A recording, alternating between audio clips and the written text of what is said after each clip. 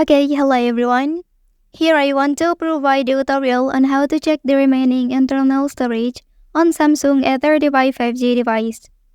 Well, a device with limited storage space may experience lower performance.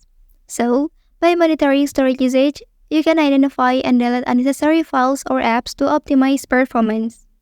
But, not only that, monitoring internal storage allows you to manage your media files efficiently. You can delete or remove photos, videos, music, and other files to free up space when needed. So let's go to the tutorial. Okay, first thing first, enter to the settings menu. Well, and on this page, scroll down please and select device care option.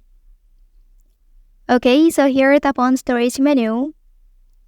And on this page, you can find out the remaining internal storage on your device. Well, that's the tutorial on how to check the remaining internal storage on Samsung A35 5G device.